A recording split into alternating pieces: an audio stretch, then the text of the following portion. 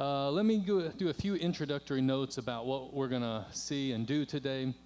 When I teach Intro to Christian History at our seminary, it's very interactive. So we sometimes will have a class bigger than this, but that's okay. You can stop me at any time with questions. I have some time built in where I'm going to make you ask questions of each other and of me, so be ready. Rule number one, there are no dumb questions in this course, all right? A few of you have been to seminary. I see Dr. Clark. Raise your hand. Dr. Clark might ask a dumb question. He should know better. But everybody else, there's no dumb questions. No, you know I'm kidding, Denny. I'm honored you're here. Really, you can stop me at any time. If you need me to restate something, there'll be times where I'm going to go through pretty quick. Stop me and I'll go back through and restate whatever I need to say. Also, you'll see on the slides, that's too small for you to see. On your handout at the top, my email address is there. If there's a question, if you don't believe me and you don't think there's such a thing as dumb questions and you're afraid to ask your question out loud, email me your question, and at the break, I will check my emails. And if you want to remain anonymous, sign it anonymous, and I'll ask your question out loud and see if I can address it when we come back at each session. So hopefully we can talk with one another and learn together as we go through this. A couple of goals for today. I am not going to be able to cover all the details and facts and dates and names of 2,000 years of Christian history, and I hope you didn't come expecting a test on that. There's no test. We are going to hopscotch through the high points of Christian history. The book I recommended to you, I think, is a great help in this, and I understand if you didn't get to finish it first, but you can go back to this. Professor Mark Knoll has done a great service by taking all of Christian history and distilling it into key, what he calls turning points.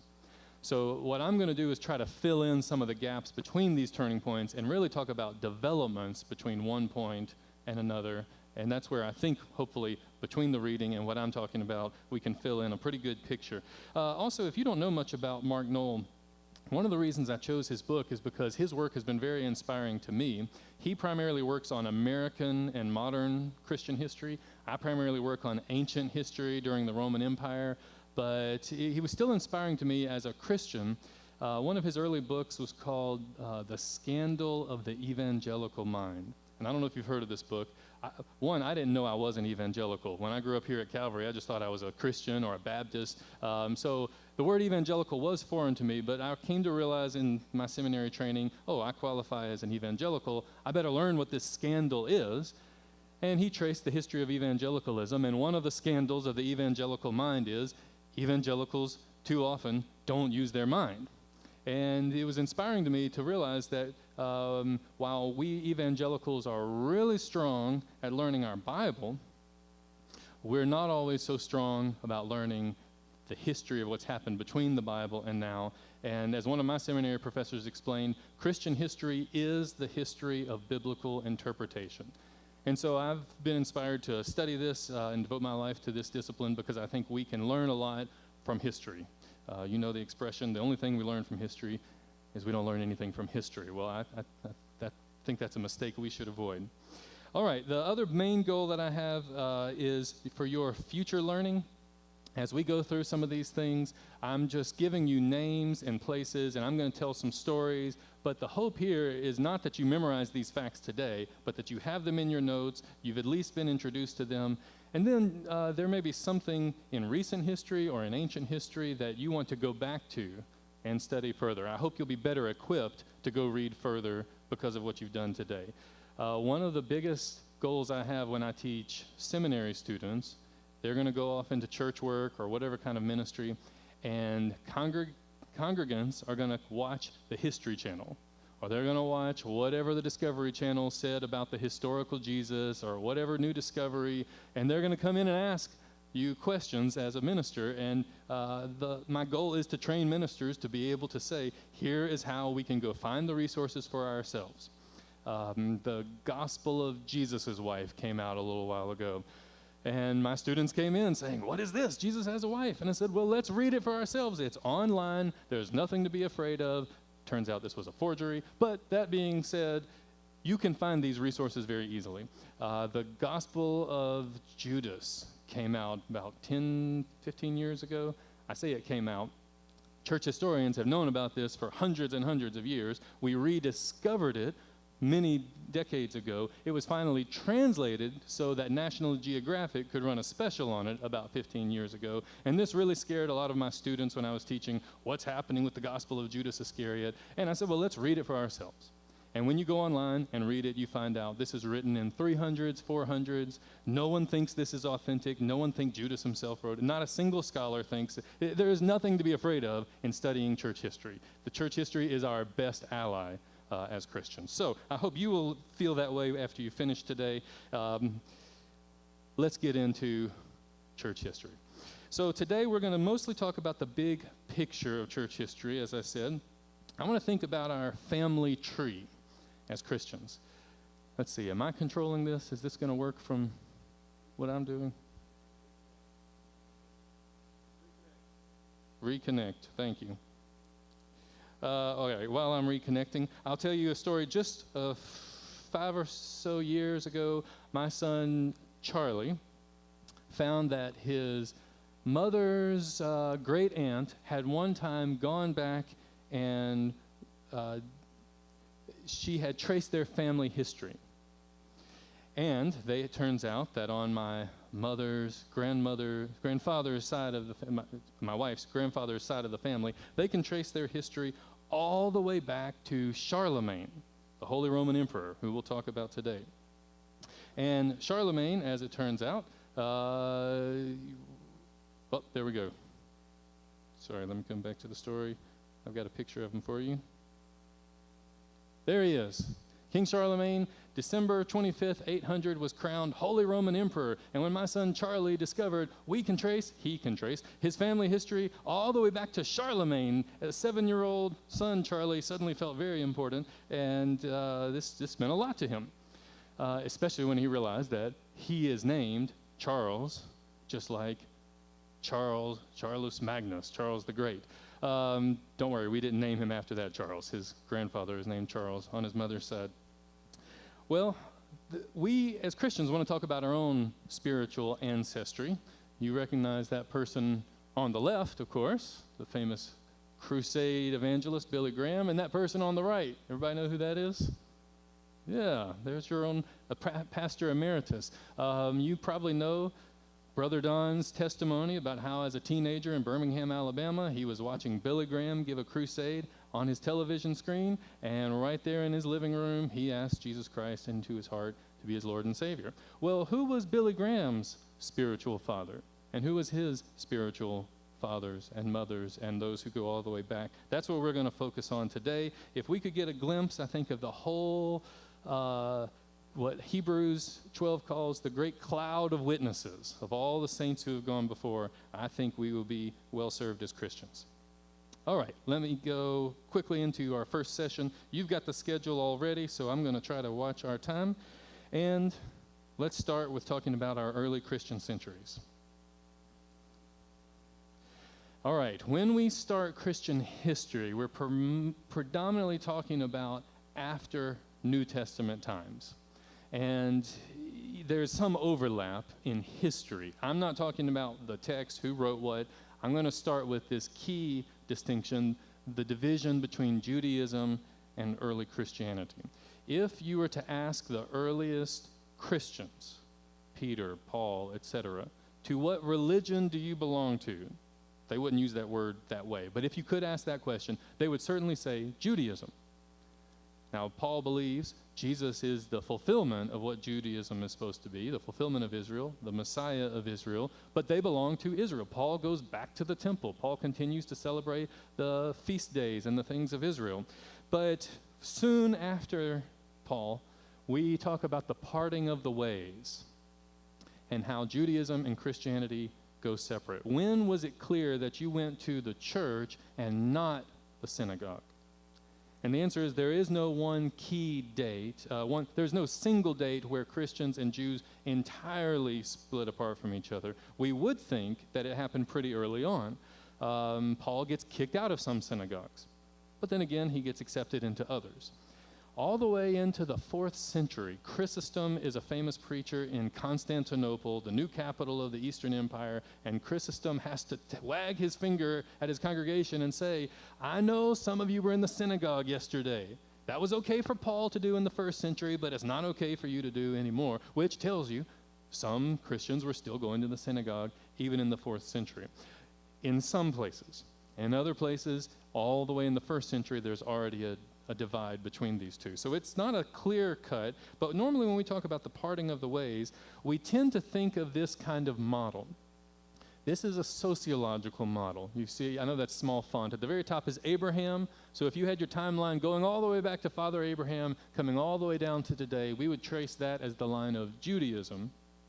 And then Christianity is a Jewish heresy or a Jewish sect that breaks off of that and forms its own religion. Now, that's fine in some ways, that's accurate, but historically, that's not at all how Jewish or Christian historians talk about this anymore. Today, we would draw this line very differently. Because when you look at Old Testament texts, it's not technically accurate to talk about Moses leading the Jews out of Egypt. There weren't any Jews in Egypt. Jews are people who live in the land of Judea, the tribe of Judah. Now, there were people of the tribe of Judah and all the other tribes. So the Israelites, the ancient religion of Israel, ended at 70 A.D. Can anybody tell me what happened in 70 A.D.? I heard it. Say it again. The temple was destroyed. I'll talk about that in just a moment. And from the time you can no longer offer sacrifices, you no longer are practicing the religion of ancient Israel the way the ancient Israelites were practicing it. Instead, you now have a parting of the ways. On one side, a rabbinic Judaism, where you can't go to the temple, instead you go to synagogue. And instead of offering sacrifices, you offer prayers. And instead of being able to go to a priest, your rabbi teaches you the scripture. And then we also have the exact same roughly dated parting of the ways with Christianity. Christians, like Paul, can't go back to the temple anymore, and this is where we start to see a clear parting of the ways. So, which is the rightful heir to ancient Israel? Well, it depends on who you ask. If you ask Jews, they'll say Rabbinic Judaism is the rightful heir to ancient Israel, and of course we Christians know we're the rightful heir to ancient Israel, and this is where all the debate starts. All right, we mentioned the Jewish war. We mentioned the destruction of Israel. In the Jewish war of AD 66 through 70, there was an uprising and a rebellion against Rome, and Rome came down, as it always does, and ruthlessly put down this rebellion, destroyed the city walls, destroyed the temple, and Judaism, as we understand it, could no longer practice its ancient faith.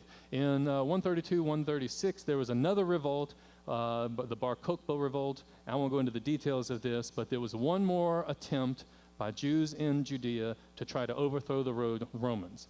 And it was at this time that the Romans decided never again will they allow Jews to enter the city of Jerusalem. This revolt had no chance. It was easily squashed. And from that point on, Jerusalem as a major city was no more for Jews and for Christians. Christians will continue to scatter. Jews will have to live outside of the city. In fact, the whole region is no longer going to be allowed to be called Judea, the land of the Jews. Instead, the emperor asks his historians to look up who was the ancient enemies, the arch enemies of the Jews, and so he renames it after them. Who's their ancient enemies? The Philistines. And so it's named Palestinus, the Latinized word for Philistine. So to this day, when we talk about Palestine, we are indebted to this era. All right, when we talk about the parting of the ways between Judaism and Christianity, we also have to ask not only who is the rightful heir to the ancient Israel, but who is the heir to the Jewish scriptures. And of course, we call them the Old Testament, but even in some of the earliest texts, we don't see the word Old Testament used for the scriptures. There is the Old Covenant, and the Latin for that is testamentum, so we're going to talk about the Old Covenant and the New Covenant. That's already in our scriptures themselves, but it becomes the Old Testament once you have this clear parting of the ways. And one of the first persons we think to call it the Old Testament was a guy named Marcion, M-A-R-C-I-O-N. If you read about him in your book, you know he's a heretic, Marcion, evil, wicked heretic. He throws out the Old Testament because for Marcion, when he looks at the God of the Old Testament, he sees an angry desert God. And he knows this new God that came down from heaven who's self-sacrificial, the loving God of Jesus. And Marcion cannot hold the two together. And so Marcion gets rid of Judaism altogether. If you're looking for a date there, he is expelled from Rome in 144 by all the other Christians. All the other Christians say, no, these are our scriptures.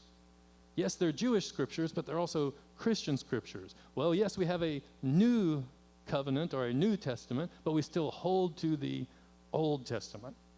And once you do that, the only debate is how do you read the Old Testament? I've given you a few names here that, again, these are things you could look up on your own. The Epistle of Barnabas is a fascinating text. I'll come back to it in a moment with some other texts, earliest Christian texts. We think it was written around 135. It's not written by the Barnabas of our New Testament. We don't know how it got that name. But the Epistle of Barnabas is about the two ways primarily of reading the Scriptures. The Jews read it one way, and Barnabas says, no, they're reading it wrong. Christians are reading it the right way. Now, it's not very politically correct, nice way to debate, but he doesn't care about being politically correct. He's an ancient person. He is hammering home the Christian truth. We have it right. Justin Martyr is another one on there. He gets his last name, as you might guess, because he was martyred. He was fed to the lions, we think. He's a phenomenal teacher. And in one of his texts called A Dialogue with Trypho, the longer title of that is A Dialogue with Trypho the Jew. Trypho is a Jew who comes up to Justin and asks this question: why do you Christians say you obey the teachings of Moses, but you don't? You don't practice circumcision, you don't practice Sabbath, you don't practice food laws. And Justin's answer is long and multifaceted, and one of the main answers is, well, neither do you, because you can't practice your temple sacrifices. So there, you see, that's an easy, cheap shot Justin makes. But he goes on to answer, and he says, we Christians do practice all the laws of Moses, but here's how. You Jews keep the laws according to the flesh. We Christians keep the law according to the Spirit. And he seems to be echoing Paul. He doesn't quote him, but he seems to be echoing the idea that the flesh kills, but the Spirit gives life. So when God said things like, be circumcised according to the flesh, that was supposed to be a symbol, a sign. We all know that's to be circumcised according to the heart. All right, now it's not, there's much more you can say about how to read the Old Testament. That's the kind of debate that's happening, though, early on. Justin's writing around 160. Origen of Alexandria is around 250. He's a name everyone who studies early Christianity will have to know. He's later called a heretic, but that's 2 centuries after he's dead. In his own time, he's a philosophical thinker, but he's a Christian, and he has a very clear way of how to read the Old Testament, the Jewish scriptures. Not just according to the flesh, that's step one, but also according to the soul of the scripture. That's the moral of the story. And then it's a threefold reading, and according to the Spirit of the scriptures. That's what we'll call an allegorical reading.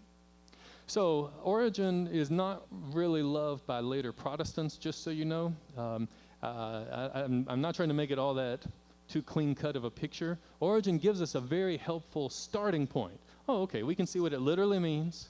What can we learn from this? And what does this really mean about God and all that? That sounds good. But in practice, some of Origen's teaching, some of this allegorical method can go a little too far. Let me give you one example. Allegory. The parable of the Good Samaritan. We all know what this parable is about. Notice this is even New Testament now that we're going to allegorize. When Augustine follows out Origen's method of allegory, he will tell you what this parable of the Good Samaritan's about. You remember this story, right? A man goes out from Jerusalem, out to Jericho, and on his way he's attacked by thieves. Now, who is this man? You would normally think the answer in Christian history is always Jesus, but we're not there yet. First, who is this man? Well, his name is man. Who's that? Whose name means man? Adam. Very good. So Adam is leaving the city of God, Jerusalem, on his way to Jericho, an evil pagan city. That's his first mistake. And on his way, he's attacked by robbers. Who are they? You can guess this. Devil and all his minions. Very good. And the devil leaves him for dead, spiritually dead. And the first person to come by, help me out, is that the Levite who comes first or the priest? Priest is first. That's the law. Can't help him. And then the Levite comes by, and the Levite is the prophets and the writings. They can't help him either. Finally, along comes the Samaritan. That's Jesus.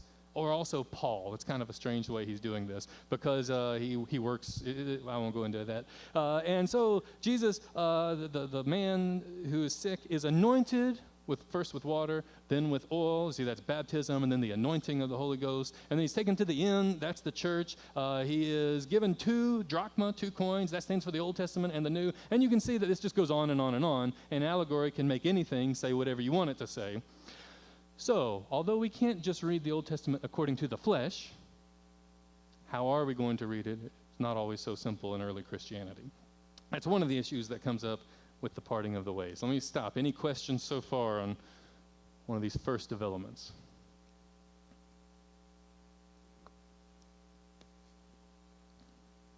I know you have them. You can email them to me if you want to ask. Okay. Next thing we're going to talk about is persecution. I've got a picture for you here. I'm sorry that's not very big, but that's one of the catacombs. It's got pictures drawn all around it. Each of those little slots is where you would have laid a dead body. And the catacombs are one of the most important discoveries we have from early Christianity because we can see early symbols that they would use and get a glimpse of what Christian life would have been like in these early Christian centuries. Now, there used to be this idea that every Christian everywhere lived under constant threat of persecution. So they would hide in the catacombs to have church. That archaeologists have shown that's not exactly the case. This was not just a place for church. This was a place, first off, even pagans would have buried the dead in catacombs. And then Christians also met there and celebrated the fact that our dead ones shall return.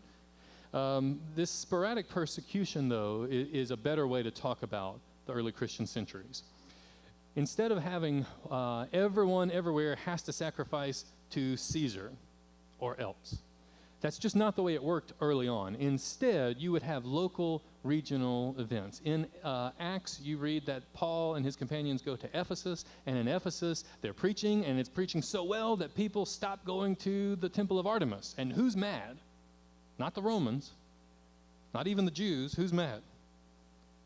The idol makers, yeah. And so they are the ones who report Paul and the Christians as troublemakers, and then there's a persecution. This sort of thing happens a lot in early Christianity, where local regions, local cities, you would have people who are dragged in and accused of all sorts of things and put on trial.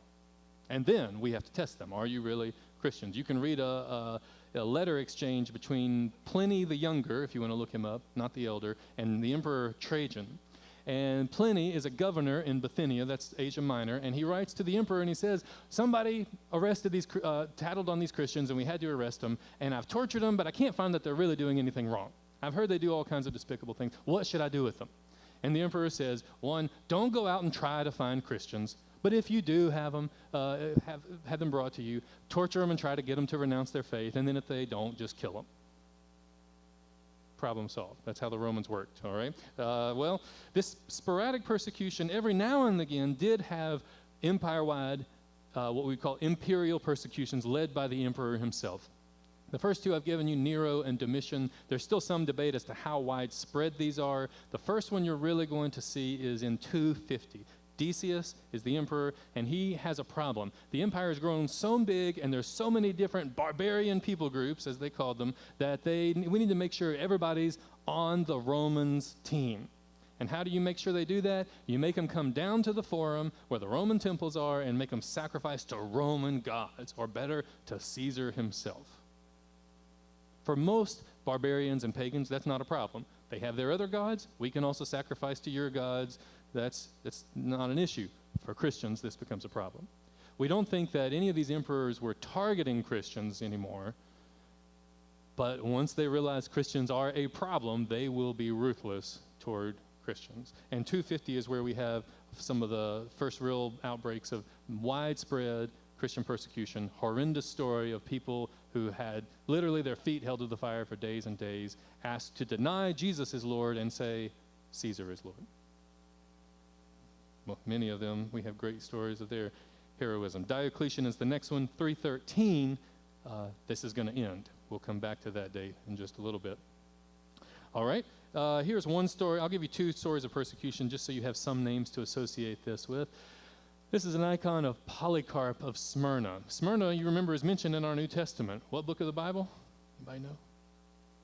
Revelation. Good. See, we evangelicals know our Bible. Good. And one of the churches of Revelation is Smyrna, probably founded by the Apostle John, because John is writing to it. And Polycarp is allegedly a descendant of John, spiritually speaking. Polycarp, as an old man, is arrested. Before he is arrested, he allegedly had a vision where God showed him he would be set on fire just for being a Christian. And when given the chance to renounce his faith, he said, as an old man, he says, "For 86 years I have served Jesus and he has never let me down. How could I blaspheme my king now?" There's a bit of a happy ending here.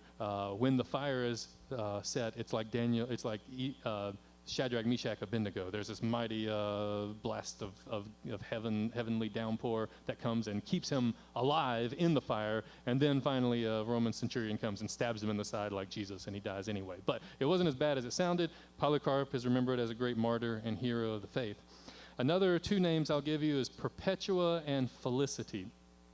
In 203, they are fed to the beasts, them and several other of their companions. They're from North Africa, the city of Carthage.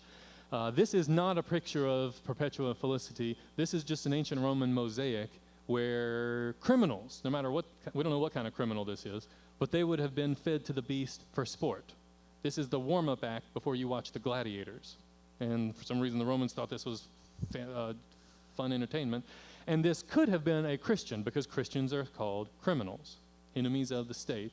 And so they would have been fed to the beast. And the interesting thing about the Passion of Perpetua, when you read this story, again, this is a very short story. You can read this online for free. Perpetua and all of her comrades, as they go out into the arena, we read this word over and over and over again. They were rejoicing. Rejoicing, rejoicing, rejoicing. And again, it's a bit of a happy ending. It may be too glamorizing this event, but Perpetua has... she's first fed to one of the raging cows, and the cow just, hits her around a few times, and she doesn't even know it. She's so in rapture, feels so close to Christ at this moment. She doesn't seem to feel the pain. I'm sure many of the martyrs felt the pain, but you see this story, the happy ending is not that she was saved, like Shadrach, Meshach, and Abednego, but that she was faithful to the end. All right, now we're going to talk about some Christian writings, and I'm going to race through these pretty quickly just so that you can have some names and things to talk about. You could look back up later. Let me pause. Any questions about what we've covered so far? Persecution, martyrdom, Judaism and Christianity? There's no dumb questions. All right, let's talk about some of the Christian writings. There's one group of writings called the Apostolic Fathers. And when you hear apostolic, don't think apostles. Think apostolic, those who are related to the apostles. So what we have, of course, is the apostles are disciples of Jesus. And these are called Apostolic Fathers because they are disciples of the apostles. Now, first, let me say a word about this word fathers. I study the specific part of church history called patristics. You don't have to remember that, but from the Latin word pater, father. I study the church fathers. And I'm sorry to be gender exclusive in that way. It's just that there were no church mothers. There were early Christian women who were heroes of the faith, but they're not called mothers because they're not the teachers of the faith. So when you say father, you mean bishop. Your pastor, priest, bishop was your father. And in the earliest Christian centuries, every pastor, priest, bishop was called father, or more endearingly in Latin, papa. And who today is that title reserved for in Roman Catholicism? The Pope, Papa, yes. So Papa Francisco today has the name father. In the early church, every one of your pastor bishops was your father, your spiritual father. Now, we call them apostolic fathers because they are tied to an apostle in some way. And then later church fathers come after that. This is very important for us to be able to connect our faith to the historical Jesus. The earliest witnesses of Christ, the apostles, told the good news, and their disciples, some of them, the apostolic fathers, continued to tell the good news, and then some later ones are disciples of them, and we call this line apostolic succession. This is important, especially when you talk about, in some church traditions like Roman Catholicism, the apostolic succession of bishops. But early on, Irenaeus is a church father we'll talk about later. He calls it the apostolic succession of presbyters, of elders, the apostolic succession of teachers. It's the fact that we can say we're teaching the same things that the apostles taught, and they're teaching the same things that Jesus taught. But that's how we know we're teaching the authentic faith. I'll give you a few examples of apostolic fathers in case you want to read some of these. Clement of Rome, we think is the Bishop of Rome, so later he would have title the Pope. Early on, he doesn't seem to act like a pope. We're not even sure he's the author, but here is a letter written from, literally it says, from the churches in Rome to the churches in Corinth. And it's a very interesting letter because there's some problem that's happening around 95 AD in Corinth. We're not quite sure what it is. Some disruption in the church of Corinth, and Clement, or at least the leaders in Rome, write to Corinth, and they say things like, Paul wrote to you once, and you had your problems, and Paul had to write to you again, and you had more problems. We're finally writing to you again to tell you our advice. And it seems that the Christians in Corinth had written to Clement, or at least the Christians in Rome, and asked for advice. So this goes to show you that Christians, one, spend a lot of time writing letters to each other. Probably does show us something of the importance of Rome in particular. Rome is where Paul died. It's where Peter died. According to later legend, even John went there for a while. So Rome is where it's at. All roads lead to Rome. Rome is a place of honor very early on. But even aside from Rome's state, we have other letters like this where Christians are writing to each other. Christian congregations naturally were very independent, but they wanted to be in communication with and in communion with all churches everywhere. Now, the reason Clement is called an apostolic father is because we think, I went one too far, because we think that Clement is the fourth in line after Peter. Can't be sure of this, but according to a later text, Peter was the first bishop of Rome, as he's called later, pastor of Rome, and after Peter came Linus, and then came Anacletus, and then came Clement. And Clement says he can remember the time of the apostles' death. And so this is very important. If he can remember Peter, if he can remember Paul, and he's teaching the same things that they teach. Same is going to be true for this next one, Ignatius of Antioch. All right, from Antioch, think with me now. You have to imagine that they already, by this period, think of a single bishop over a whole city. Now, if Peter was the first bishop of Rome, what apostle was the first bishop of Antioch? Any guesses? Come on, somebody's got to guess. You only got about 12 or 13 names, right?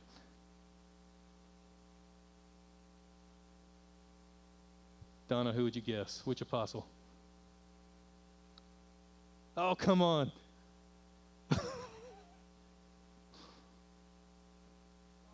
John, good guess. Nope. Paul, great guess. Nope, not quite. Peter, yes, good job, Eli. It's Peter. I know that was a trick question, but you have to have the faith of a child to get it, I guess. Good. So Peter is first in Antioch. We learn from the New Testament, and then he goes on to Rome. So even Ignatius can claim that he's from the line of Peter. He is third in line, according to one source. Polycarp of Smyrna, I've already mentioned. He's from Smyrna. I've already talked about this. He's allegedly sat at the feet of John. And he's a very important turning point figure because Irenaeus, who we'll talk about later as being very important, says he sat at the feet of Polycarp. So we can go from Jesus to John to Polycarp to later church fathers and on and on. We are teaching the same thing that has always been taught. Okay, I've given you a few other texts there, like the Didache. The Epistle of Barnabas is one of those I've mentioned. If it was the Barnabas, as some thought, historians now can tell it's not. But if it was, that would be amazing, and they thought it was tied to Barnabas and Paul.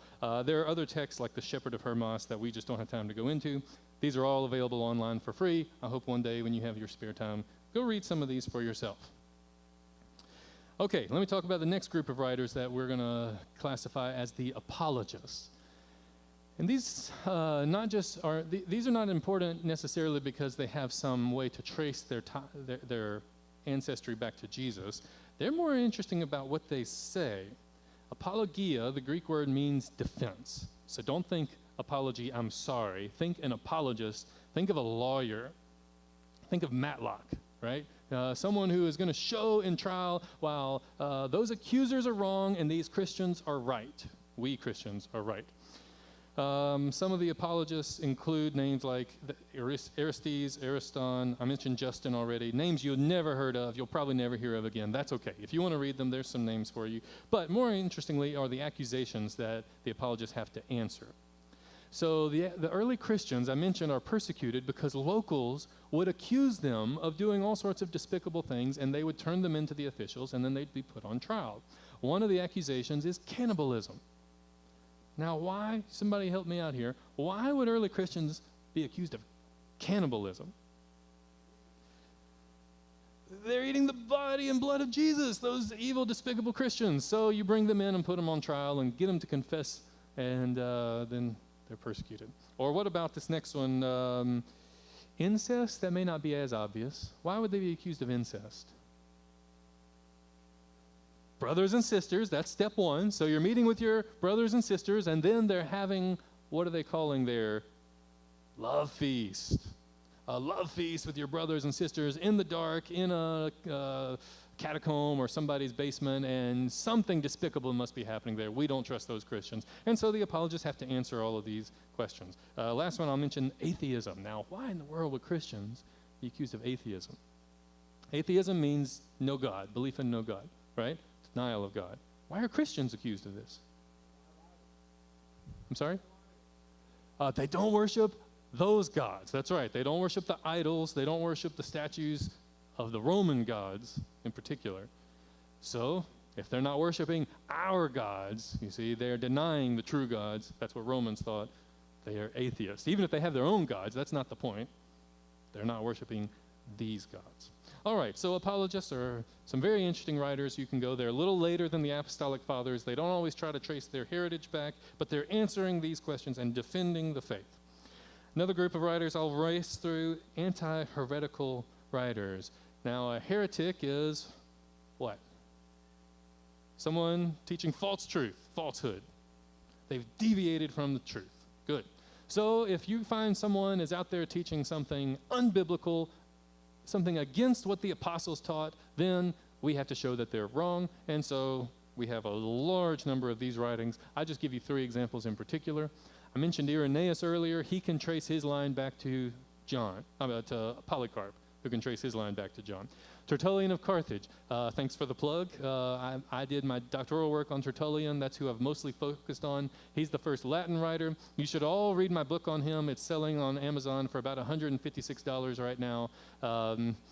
If they could just get that down to $149.99, I'm sure it would become a bestseller. But that's the problem with our kind of work, is you're not selling to the wide audience. You're selling to libraries so that some, it is probably safe to say I'm one of the top Tertullian scholars in the world. I'm at least in the top 10, and that's because there's only 10 Tertullian scholars in the world.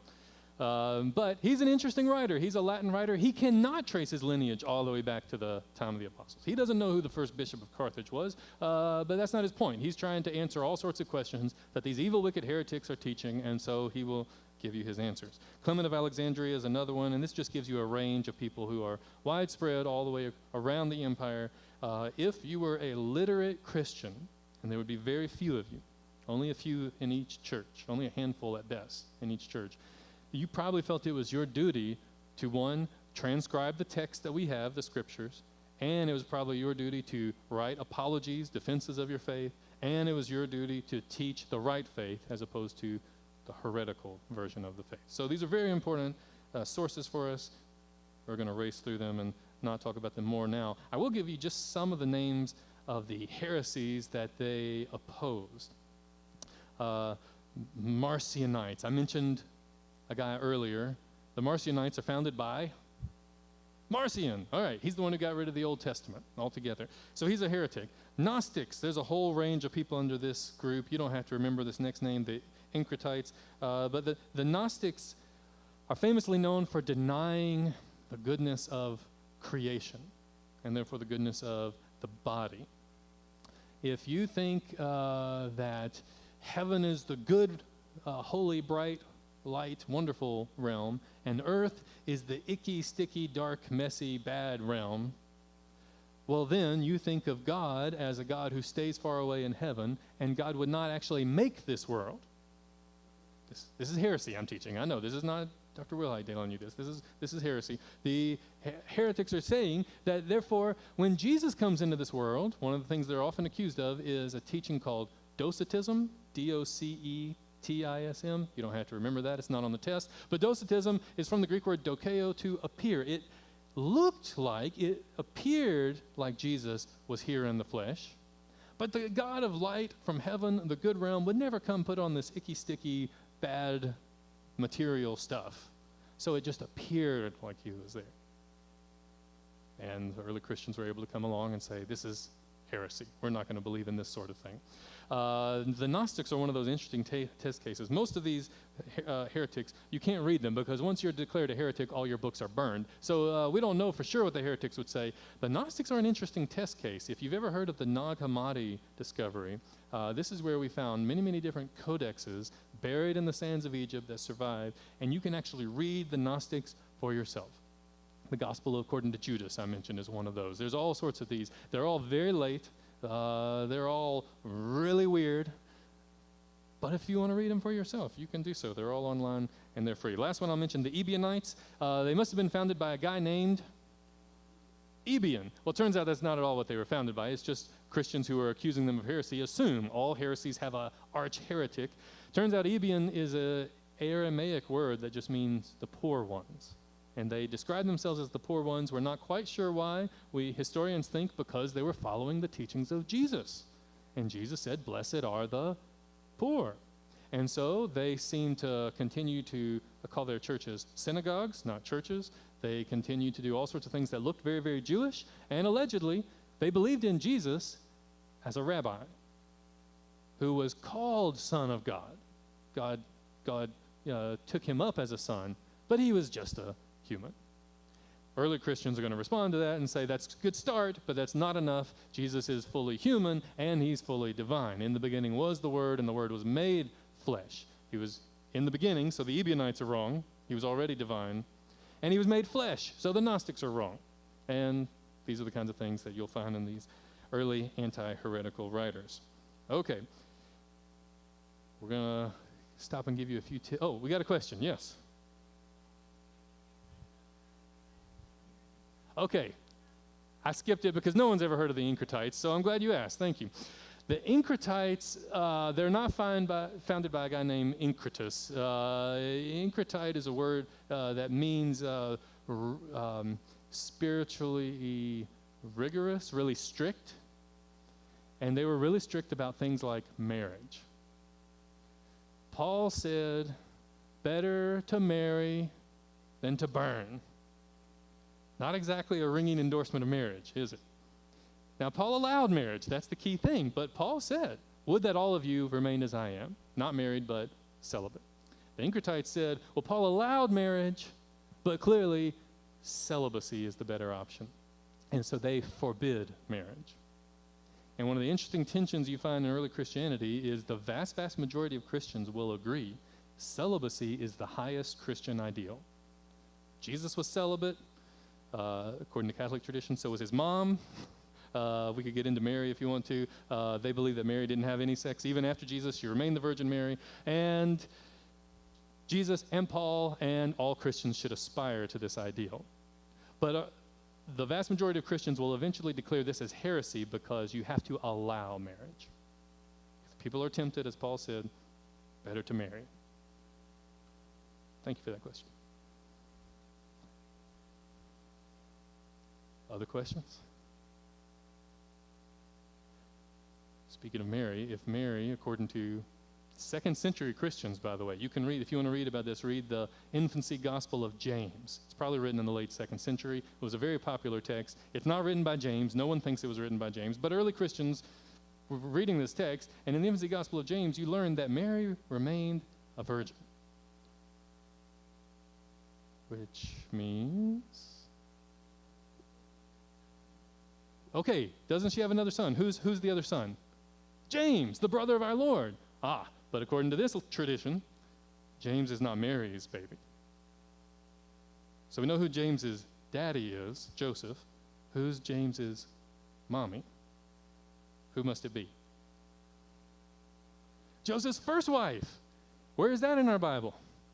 Nowhere. It's not. So we Protestants don't believe it. But according to early church tradition, Joseph was married first, and his first wife died, and then he took Mary. He was an elderly man, and the Lord told him to marry Mary.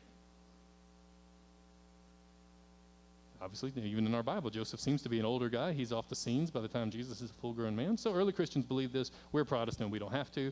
There you go. Oh, and not only does Jesus have a brother, who else does he have? James. Who else does the Bible mention? Jude and the other brothers and sisters, according to one. Mary and the brothers and sisters come to Jesus. So there's two different competing traditions on this, the East and Western tradition. One says that Jesus' other brothers and sisters were also from Joseph's first wife. Another tradition says that when it says brethren, it means kinsmen. So it's his cousins. So they do know their Bible. They just also know these other texts, and they think that Mary remained a virgin perpetually. Good. Other questions about Mary? Other questions about heresy? Any of these texts? Yes.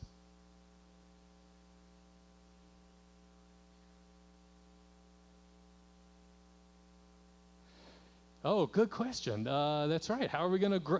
The best church growth, this is spoken like a true associate pastor. The best church growth strategy is to get a bunch of young married couples and get a bunch of babies, right? I've been an associate pastor. I'm with you on that. But this is not how the early Christians are thinking of this. Tertullian is clear. Christians are not born, they're converted.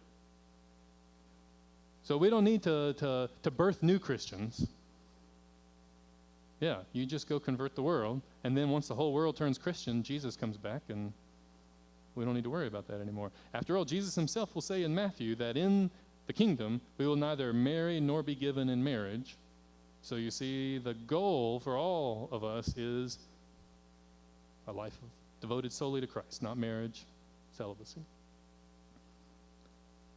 Now again, I'm happily married with 2 kids, and that's all you need to know, but I'm not endorsing this, I'm just reporting what's being said. Great questions. Good. I knew you had questions in you. Other questions so far?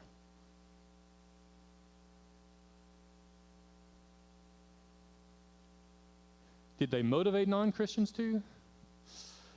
I don't think that they were really concerned with that. I think they were mostly concerned with telling the non-Christians to turn away from idolatry and to turn to the true God.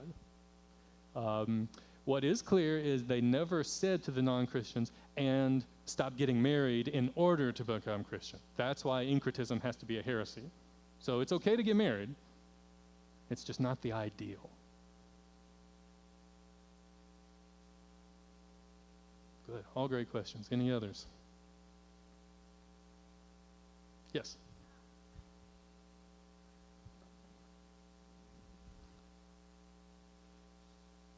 Yes, www.ccel.org is a great one. Most of the texts on there are very old translations, but they're free.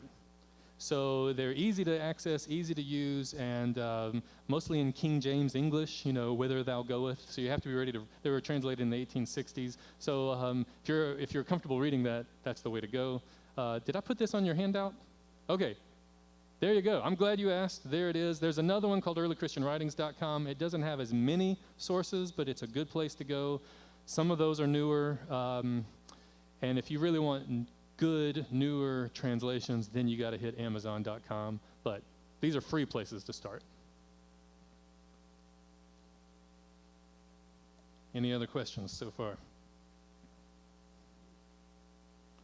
Okay.